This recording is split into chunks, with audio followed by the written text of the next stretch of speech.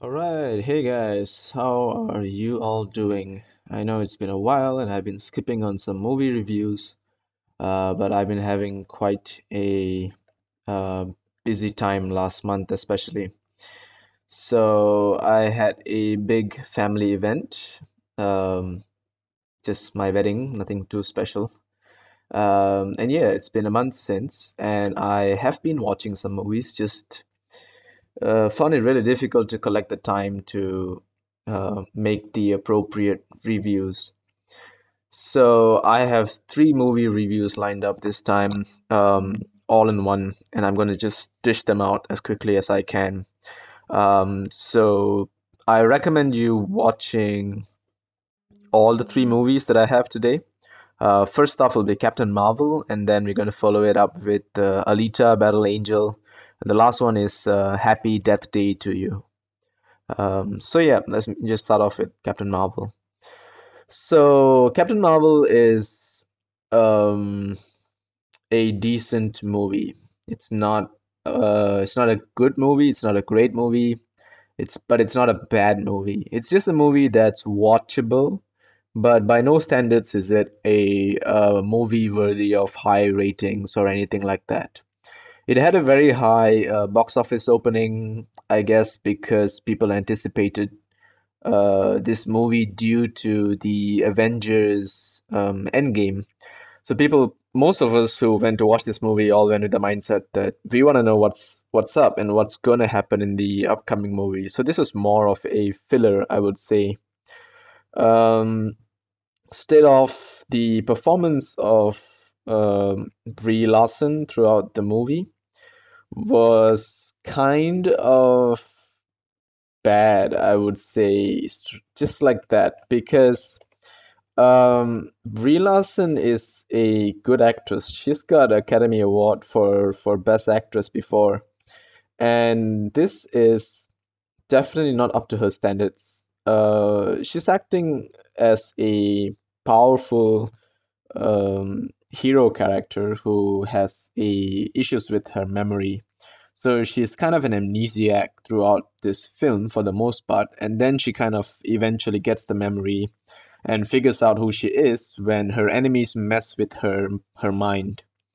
So I would expect a lot more emotion for someone who's trying to figure out who they are and someone who realizes who they actually were. And those scenes should be quite deep and emotional, especially for someone who has been living as a warrior, not knowing who she was, previously, and then she figures out that she's had a life on Earth.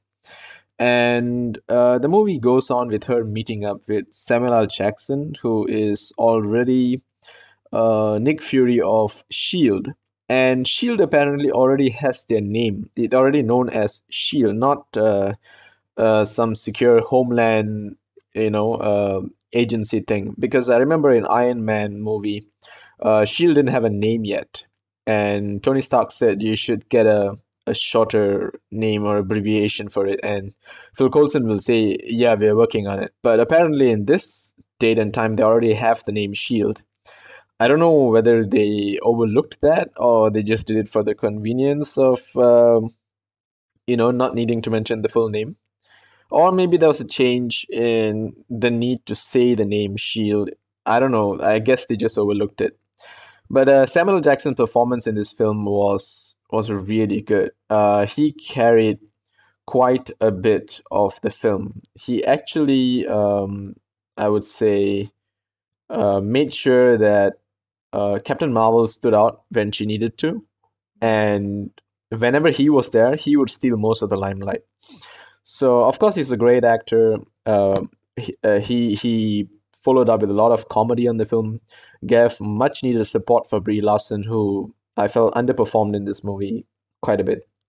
You'll meet up with this guy who's one of the Skrulls. So the movie starts off with the idea that Skrulls are the bad guys, but eventually it's kind of realized that Skrulls are the bad guys, but there is a small group of Skrulls who are just doing this for a selfish reason. I wouldn't say that it makes them good because they have been involved with a lot of murdering and fighting off of the Kree, and they kill people. So it doesn't necessarily mean that um, they can be justified because they're just defending themselves.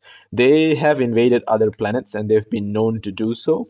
And if the Kree are, as said, they are somewhat a good race of people, then the Skrulls are somewhat bad. But they have a selfish reason where they need to continue their survival, and they're being chased or sought after by these Kree, which is still kind of vague. Like, are the Kree actually good or are they actually bad? It's never really explained throughout the film. It's just shown that the mentor of Brie Larson, who is also a Kree, turns out that he was, somewhat of a bad guy. But Brie Larson lets him go eventually, and she uses her powers to fight off against the rest of the Kree group, her old team, who, as it turns out, are evil towards her and towards the Skrulls, who are just trying to survive. So this guy, this particular Skrull, with an Australian accent, very strong accent, was hilarious throughout the film. I don't, his accent kind of threw off the whole scene for me. But I guess it's just comic relief, and he's just being funny. He was good. He was nice to watch, and he brought a lot more emotion than Brie Larson had without, even with looking like this, he actually showed quite some interesting moments with his family, which he will meet up with, and so on. And then comes the battle scenes where after the Kree try to restrain Brie Larson from helping the Skrulls, she kind of unleashes her power, which no one knows how she does it out of the blue, but it turns out it's just like an emotional breakthrough because she realizes who she is. Which is also kind of weird because the Kree has this super powerful AI that can actually like brainwash you, and they didn't want to partake in overwriting her memory when she was actually with them for like a few years, and they trained her, but they didn't want to meddle with her memory. I don't know why. If the AI is so powerful to the point they can actually suppress her powers, they have like this little device on the neck, and it kind of suppresses her powers, her full ability, so she can't exactly tap into her full powers. And then when she removes it, she can immediately.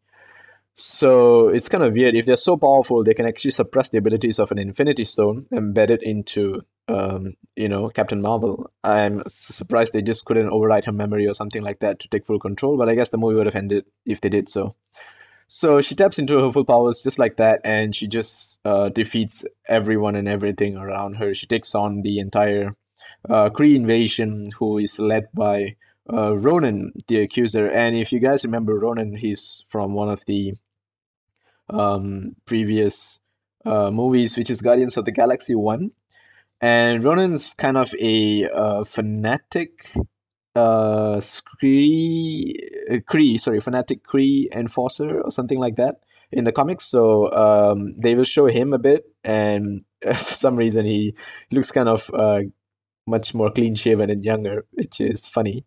But yeah, he's there, and he kind of brings an army to fight off the Skrulls on Earth by obliterating everything, and Captain Marvel just defeats them and wins the war. And she learns to use 100% of her powers just like that, like just in a blink of an eye. She previously could was like barely learning to use a photon blast, but now she can do everything she wants. So I don't know how on earth they could just skip to that kind of plot line.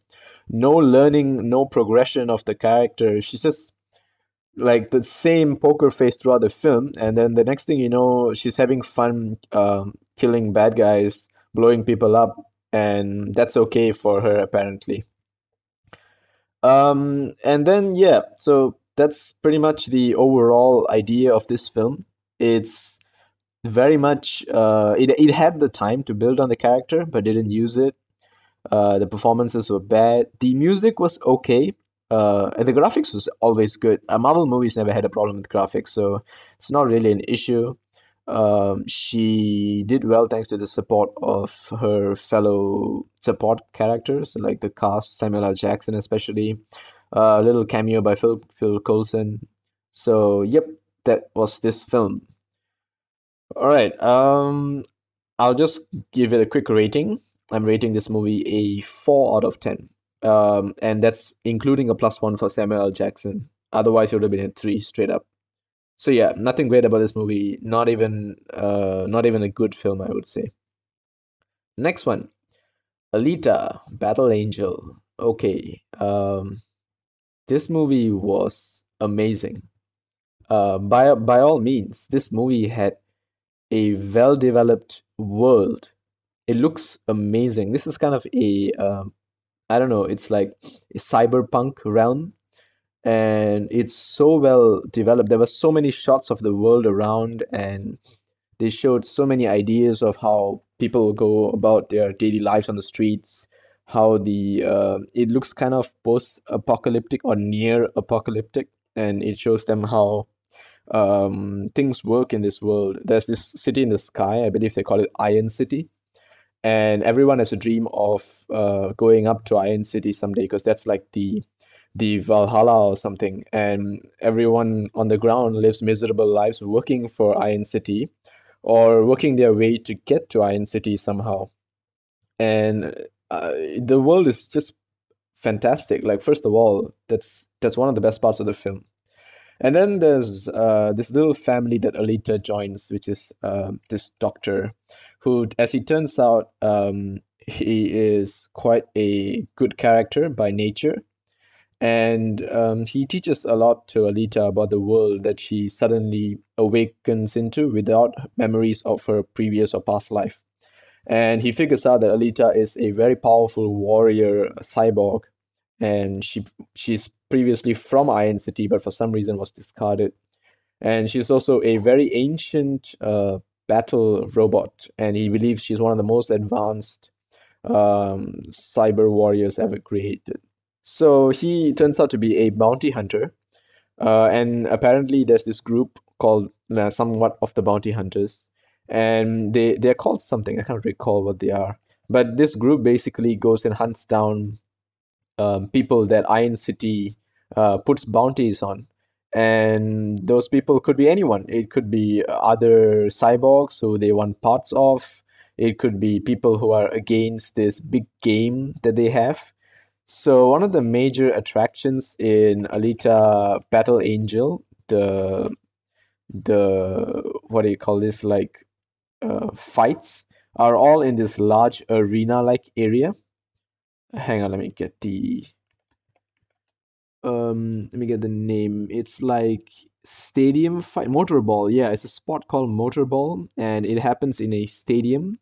And the fight is kind of cool.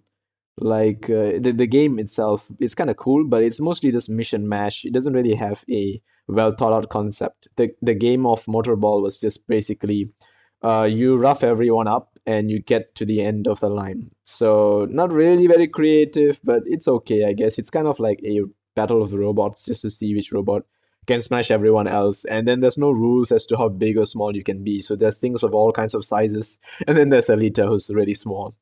So the reason she joins Motorball is to try to make her way up to Iron City, which is what you see here. It's this large city in the sky. They don't really show much on it or anywhere into it, but they do show a lot of shots from below. And it's kind of like the dream everyone has to get up there. So the lore is pretty well built, and the idea is pretty straightforward. But there's so much to look into in the way they've introduced this.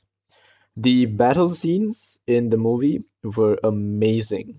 Whether or not Motorball actually made sense, the bounty hunters versus the like the people who have bounties on their heads from Iron City and all, those scenes were simply amazing. Every fight scene was so well coordinated. The graphics were insane. The slow motions were fantastic. Um, and the dialogues, the little chit chat they had during the fight scenes were also quite nice to watch. Like it wasn't a bore. There was never a fight scene which you would you would like have the time to catch your breath to. Everything was just so fast paced and compelling. So yeah, the villains were nice to watch. They were scary at times. They were very well built, and the idea of why they would be after Alita or the kind of intensity of the scenes were all there and very realistic. You would feel for them. So yeah, that's the other thing about the film. This is what the motor ball arena looks like, and the shots of Alita and everyone else. I couldn't get a very sharp one. So I'm taking this from trailers mostly, but yeah, the shots were really amazing. The crowd, the thrilling moments about what will happen if they get Alita's friend, and so on and so forth. This movie was just fantastic. I highly recommend you watching this. If you're a sci-fi fan, cyberpunk, um, you will definitely be over the whole googly-eyed issue. Like some people, they say that, oh, she's too googly. She looks like an anime character, and I don't like the film because of that. I mean, like, you watch Lion King, right? You're talking about a lion who speaks, who turns out, he pretends to be the king of a savannah, and you're fine with that. You're fine with the Hulk, who is a guy who's gets overgrown when he gets angry, turns into a green colored, like monstrous creature.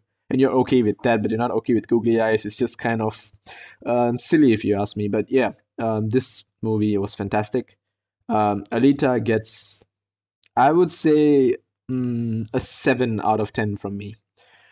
And the reason I'm not giving it any higher is because it doesn't have a holistic story. I felt that it tried to chase too many goals and didn't really focus on one thing, and it has a second part of the film. It stops in a very abrupt ending of how Alita loses her friend and she's trying to make her way up to Iron City to finish off her enemy that she finally identifies towards the end of the film. It's very nice, but it wasn't built to that. Like they were jumping plots from her losing a memory to suddenly like participating as a motorball hero and then a bounty hunter, and then now she wants to take on Iron City all of a sudden. So the whole idea of her participating in motorball was not really necessary if she's just going to walk her way up to Iron City. And the whole idea of her being a bounty hunter was also not really necessary. She was going to participate in motorballs. So, it's just kind of counterintuitive plots, I felt. But it does make sense in a way. Like you're a character trying to figure out who you're meant to be in a world which you don't fully understand. So you do want to try different things. And I guess that's what really happened in this film. It's basically Alita trying to figure out who she really is. And that was a really nice concept throughout the film. The music was amazing, and as I said, the graphics were fantastic. But yes, it's a 7 out of 10 from me because it tried to chase too many things and didn't really lock one idea down.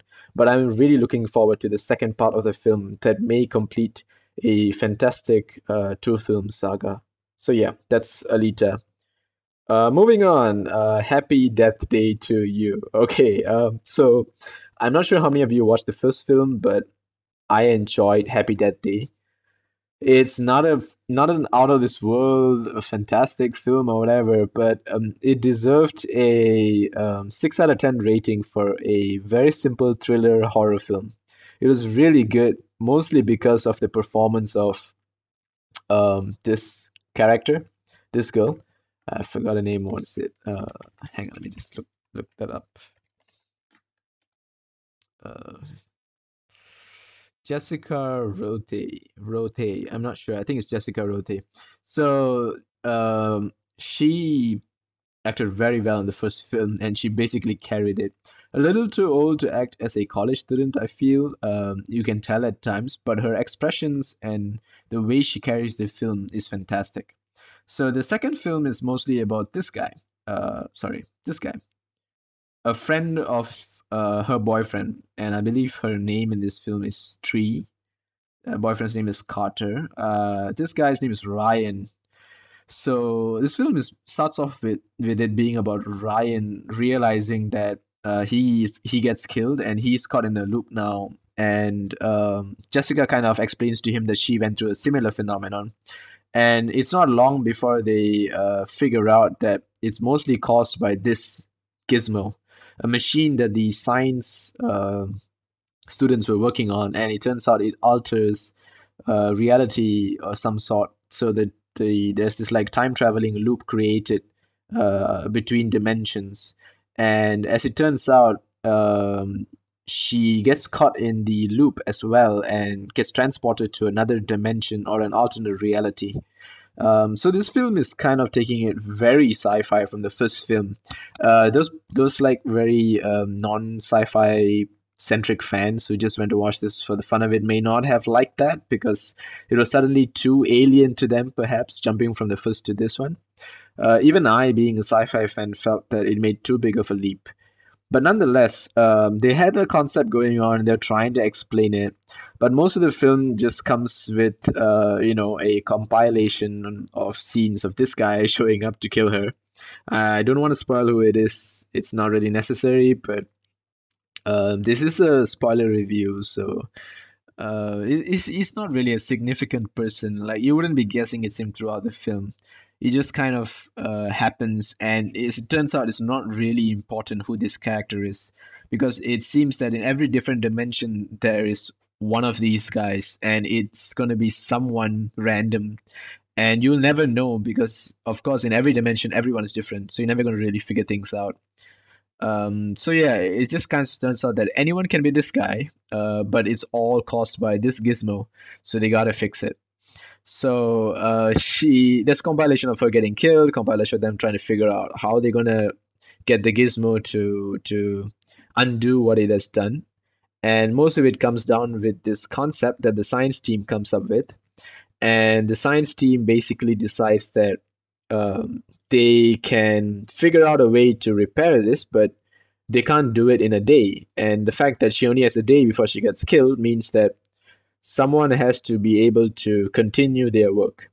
So, what they get her to do is memorize all of their efforts at the end of every single day. So, she kind of starts studying whatever they're working on, and she goes through a series of painful deaths in order for her to finally figure out a way to stop it.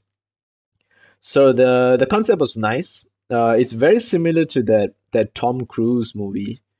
Hang on, let me find for it. Tom Cruise death movie. Death movie. I don't know why there's a Tom Cruise death there. Um, there was one sci-fi movie. Tom Cruise sci-fi movie. Oblivion. Yes, I think that's the one. Is it? I think it's Oblivion. I can't really tell. No, no, maybe not. Maybe, yeah. I think that's the one. So in Oblivion, what happens to Tom Cruise is that he realizes that he can die and come back to life, resetting his day. So he trains himself to fight the aliens every single day, so he gets better at it. And similarly, this girl here does the same thing. She basically memorizes the equation and helps the science team figure out a way to stop the machine from going haywire again. And then they end it with her figuring out who the villain is. So the only real compelling part of this film was the fact that in this reality, her mother is alive. In the previous reality, the whole movie has the emotional background where she lost her mother and she only has a dad who she rarely communicates with. So in this film, she has the mother, but as it turns out, Carter will die, and she has to decide between the mother and Carter. So in her original reality, Carter is with her boyfriend. She doesn't have a mother, but in this reality, she has a mother, but Carter is not with her. So the movie comes down to the concept of moving on from losing a loved one, and she finally accepts the fact that her mother is actually gone, and she has to live with that reality. So she accepts her fate and goes back to her original reality, where she has lost her mother, but she is with Carter, and the movie ends with that. So that kind of emotional undertaking was nice to see, and the choice concept in time travel kind of films are nice to see as well. I would kind of label this as a time travel film because that seems to be what it is. She's just basically looping the same day, but it is time travel. And yeah, that's what the film is about. It's kind of also, I feel, uh, chasing one too many things, but this movie is a chaotic film. Like it's meant to be chaotic. The pace of the film itself is a compilation of her dying and trying to figure things out and coming back to life in this kind of scene after scene chain, which is the kind of one of the main things about this film. That's how it works. That's like the core of this film. So yeah, it was nice to watch. The music for the compilations were nice, and nothing very graphic heavy in this film, so it stuck to its original nature. The thrilling parts of the killer approaching and catching up to her, those were really nice as well. That's the killer in the background there. And yeah, it's a decent film. Not as good as the first one, I feel. The first one, I think I rated it a 6 out of 10, and this one I'm giving it a 5 out of 10. Definitely watchable, nice movie to watch, but nothing too memorable. Eventually, it will get overshadowed by other films. So yes, that's what this movie turned out to be. Among the three, Captain Marvel, Happy Death Day, and Alita, my recommendation for you would be Alita if you wanted to watch one of these three films. Alita is definitely the best among all of these. And yep, that's about it for my reviews for the day. I have a lot of catching up to do on movies. I've heard there are so many new good movies that came out. I'm particularly interested in some horror movies, Us being one of them. I heard a lot of good reviews about it. So I will be checking it out, and I hope you guys check out Alita if you haven't. And I'm looking forward to Shazam as well. People say he's the original Captain Marvel. Well, he is for DC, but this is your Captain Marvel now. Accept it. This is reality. Overall, I feel that it's just something that Marvel wanted to try, a solo superhero film, and they did a decent job at it. I don't know whether they told her that that's how her expression should be throughout the film, but I really wish that Brie Larson took charge and showed us a little more emotion of what she's really capable of, because she is a good actress. I have nothing against Brie Larson, just that I felt her performance was really bad in this film. It was mostly carried thanks to Samuel L. Jackson, uh, who was a very good part of this film. And as for Happy That Day to You, I hope they end it here. They had a very good first film. The second film was a downgrade from there, and I don't want a third one. It's enough. It's a good film as it was. It should end right there. Alita, please bring on your second film. You were so good. Your second movie is much anticipated and much deserved, I believe. So yep. Thanks for watching. Leave a like and let me know what you guys think. And I'll be looking forward to the horror movies review that I'll be releasing next. And I hope you guys stay tuned. So yep, that's it. Adios.